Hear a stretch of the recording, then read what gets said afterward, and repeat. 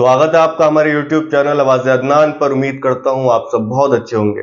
महाराष्ट्र से आप लोगों के लिए एक बड़ी खबर लेकर आया हूं। महाराष्ट्र में पहली बार मुस्लिम उप मुख्यमंत्री बन सकता है।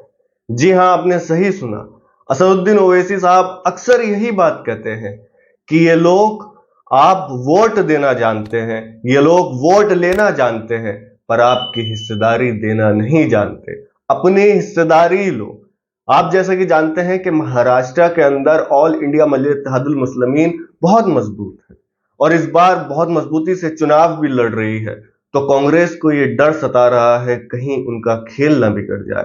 हालांकि एआईएमआईएम ने गठबंधन के लिए तैयार है, लेकिन महाविकास आघाड़ी की तरफ से कोई भी दिलचस्पी नहीं दिखाई जा रही है। लेकिन उन्हें यह डर है कि महाराष्ट्र में मुसलमानों के लिए ओवैसी की पार्टी के लिए हमदर्दी हो रही है, तो शायद अगर ओवैसी की पार्टी की सीटें ज्यादा आती हैं और सरकार में उनकी हिस्सेदारी होती है, तो फिर वो हक की आवाज, हक की बात जरूर करेंगे।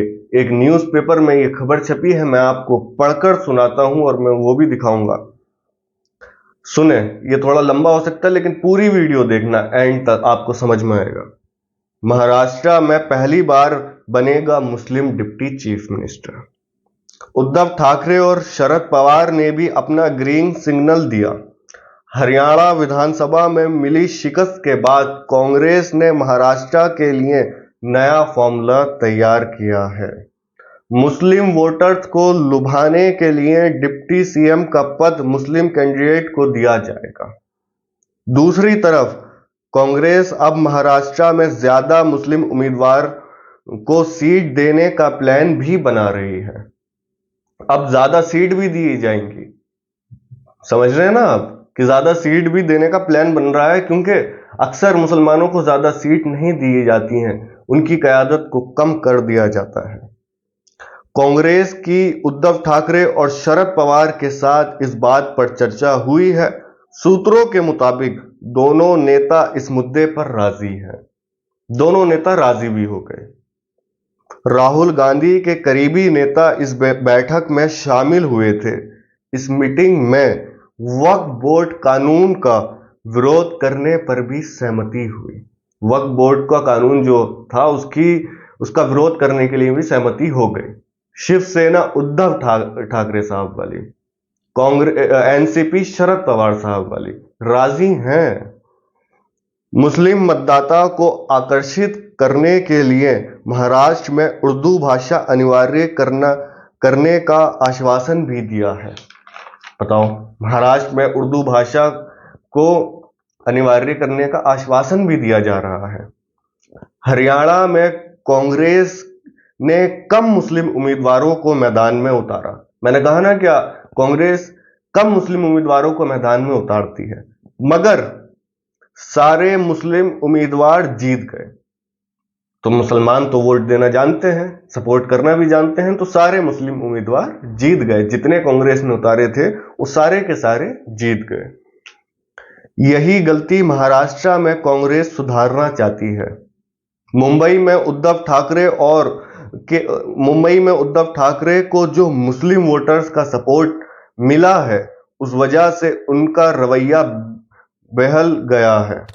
ऐसा माना जा रहा है हरियाणा में भाजपा को बड़ी जीत मिली है, वहां कांग्रेस का सूफड़ा साफ हो गया।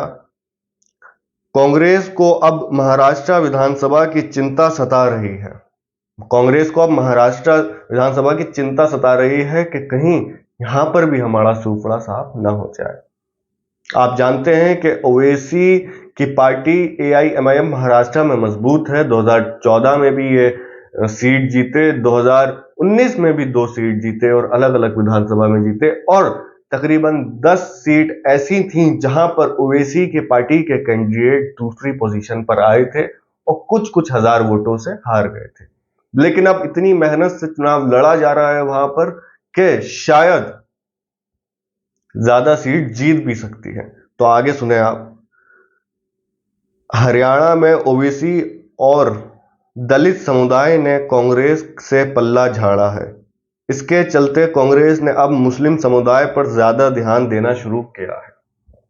हरियाणा में जो कांग्रेस की हार हुई थी, इस पर उन्होंने हरियाणा में तो मुसलमानों ने अच्छा वोट दिया था और असदुद्दीन ओवैसी के भी कई बयान आए थे कि हम हरियाणा में चुनाव नहीं लड़े, आप कैसे हार गए। आप अक्सर हम पर इल्जाम लगाते हो कि हम उस सीट पर अपने उम्मीदवार खड़े करते हैं जहां पर दूसरे को फायदा पहुंचता है और आपको नुकसान पहुंचता है। अब हम महाराष्ट्र में भी आपसे गठबंधन करने के लिए तैयार हैं, हमें साथ लो। अगर आपको उन्हें रोकना है तो सबको साथ लेना पड़ेगा। ये ओवैसी साहब की ने अपनी स्पीच में कहा कि अगर उन्हें रोकना है, भाजपा को रोकना है तो सबको साथ लेना पड़ेगा। अब कांग्रेस को महाराष्ट्र विधानसभा की चिंता हो रही है तो मुस्लिम समुदाय पर ध्यान देना शुरू करा है। तो आप समझ रहे हैं, हिस्सेदारी की बात जो असदुद्दीन ओवैसी कहते हुए आए हैं एक अरसे से, वो अब कांग्रेस पूरा करेगी। क्यों?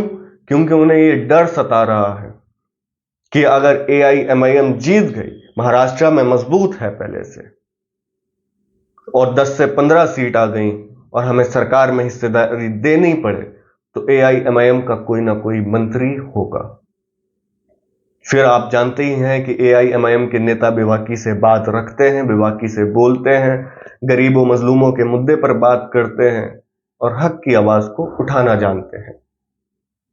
तो इसी और अब मुस्लिम मतदाताओं को लुभाने के लिए, अपनी तरफ करने के लिए ये तय करा जा रहा है। ये न्यूज़पेपर में आया है छपकर, मैंने आपको दिखा दिया है, आप देख लेना फोटो, कि मुस्लिम जो कैंडिडेट होगा उसको महाराष्ट्र का डिप्टी सीएम बनाया जाएगा।